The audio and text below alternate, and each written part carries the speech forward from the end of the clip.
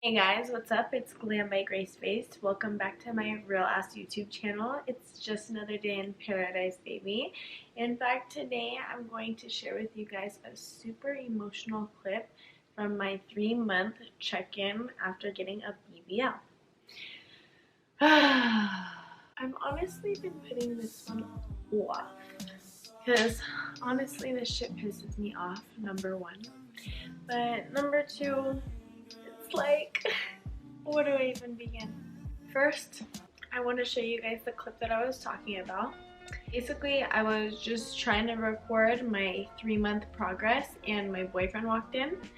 We ended up falling to the bed, so the camera's looking this way and we fell. So it's kind of hard to hear, but I did put subtitles. Hopefully it works out for you and you understand what I was saying, but basically I was just super crushed.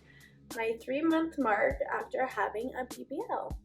Honestly, I got super discouraged after about a week. I noticed that results were just not what I was expecting at all. I honestly didn't take any pictures until 3 weeks after, because that is when the doctor said a lot of my swelling will go down and I'll have a good idea of what it's going to look like. Took a picture 3 weeks after. Oh my god. Like, the fat that we moved for sure dissolved. Today, you guys can see for yourself. So this is my results.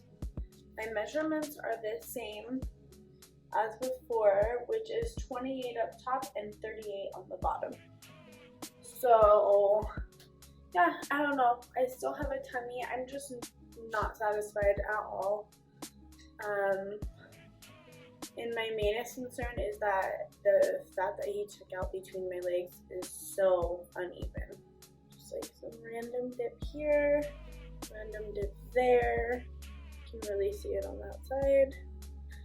What sucks is this doctor is actually so sweet and also a friend of a friend. He's saying he'll fix my body for free. Oh, one last thing. I have this random dip right here that wasn't there before. So yeah, like I said, he's super sweet, friend of a friend, says he wants to fix it for free, but do I trust this? I'm recording. Recording what? My body. Twerking videos? No. Yes, babe. It's for my BBL. It's an update. Because today happens to be 3 months, which is what I was supposed to wait to see how my body's supposed to look. Oh no.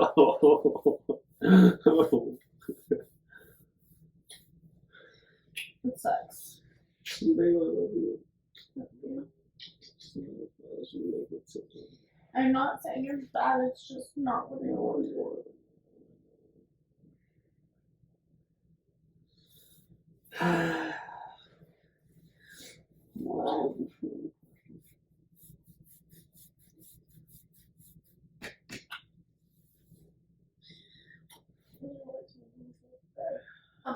That's really good, babe.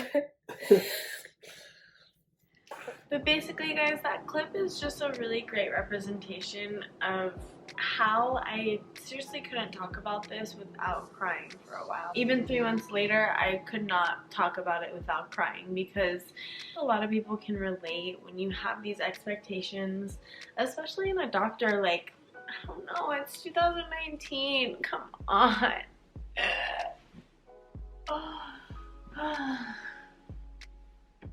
I just had a few questions from a couple of my friends, and I figured if they have these questions, and I'm sure a lot of other people have them too, so I'm thinking I will just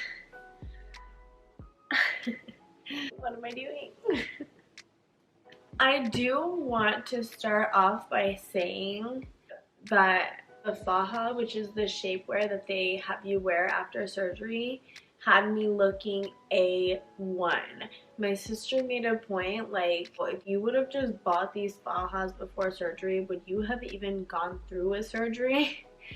Because I honestly looked the same without it on, and then my ass looked hella lifted and my stomach just more curvy the way I wanted to like permanently look after surgery. I was instructed to wear it for 6 months, but I actually wore it for about 3 months and realized I'm already getting my body redone. There's no reason to just have these straps under all my clothes and be just binded up all the time. So I stopped wearing the fajas at 3 months because they would give me a false sense of reality. Like, I loved the way I looked when I was wearing the shapewear, and then when I would take it off, I would just be so disappointed. So I'm like, I need to stop wearing the shapewear because every time I go out, people are like, wow, your BBL is so amazing. But really, it was just the shapewear. So I was like, this is awkward, but like, you know, you see this line right here, like, that's the faja holding my ass up right now. So that was the first thing. I guess this is more turning into a story time because people are really shocked by how it all went down with my doctor. So I had gone to 2 separate consultations before ever knowing that I was still gonna be awake during my BBL. I even made comments like, I want to go to sleep and wake up a Barbie doll, and he never mentioned that I wasn't gonna be going to sleep. I didn't find that piece of information out until I was paying the rest of the sum that I needed to pay. Like, my deposit was already long gone before I ever knew that I was still gonna be awake for my surgery. So when I found out, I was starting to trip out. I was like, oh my gosh, I'm so nervous. Like, what? The doctor's girlfriend had told me that I'm gonna be on an Ativan, which I looked that up, and Ativan is the same as like a Xanax, which like calms your nerves. So I'm like, all right, great, my nerves will be calm, but like, what about the pain? Doctor said it will be like mildly discomfort. Some people say that it's uncomfortable at times. Uncomfortable? Getting the fat injected in my ass was definitely the worst pain I ever fucking felt. Like, I do not suggest doing local anesthetic ever. But so the same girl that said I was going to be on an Ativan was saying, oh my gosh, which actually all of them, everybody in the office was telling me, like, you didn't know, like, local anesthetic is everything. General anesthetic is so bad for you. You're a mom. Oh my god, it's so dangerous. And local is so much less dangerous, and la la la. Talking about how I'm just gonna feel so much better after surgery for not going under. Little did I know that they can't go as invasive as I needed. As a slim girl, I need them to get in there, and they cannot do that under local anesthetic. Doctor was literally trying to convince me during surgery, this is the best way to get a BBL, because if you were asleep, do you think I could do this? If you were asleep, do you think I could do that? I'm just thinking, like, how naive could I be? I've seen so many videos of doctors just like flipping their patient over, doing everything when they're passed out, because that's the way to do a proper BBL. I found out later that that's why my shit didn't look as good as like other BBLs, and like one's done in Mexico, one's done even here. VIP plastic surgery, they put people under and their BBLs look good. So basically I just fucked up by staying awake. One thing I will say about local anesthetic, I did say in the last video too, is that the recovery time after surgery is a lot less. Something like, look it up. I guess like I really did feel that way too. Like the same day I was walking around and didn't really feel much pain. So that was pretty cool. But I would still rather be put under 9 times out of 10 or 10 times out of 10 in the future. How's my hair looking? Good. How's my thigh looking? Like shit. Okay. Anyway, anytime I talk to anyone post-op massage, which has only been like 3 people. They have been like, what the actual fuck? How come your doctor's assistant talked to you out of lymphatic massages and into cavitation treatment the day after surgery?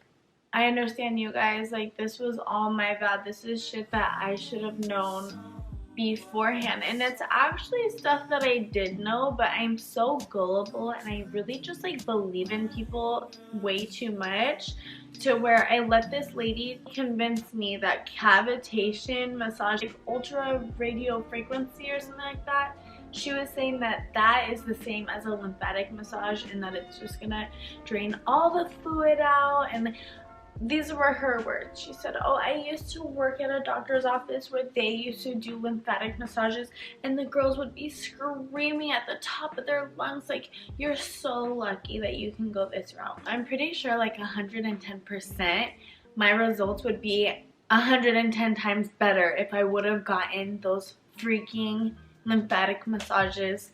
That part like burns the worst for me. It's just like, I can't believe I really just trusted this lady. She was like so sweet and old Mexican, like those are the most trustworthy.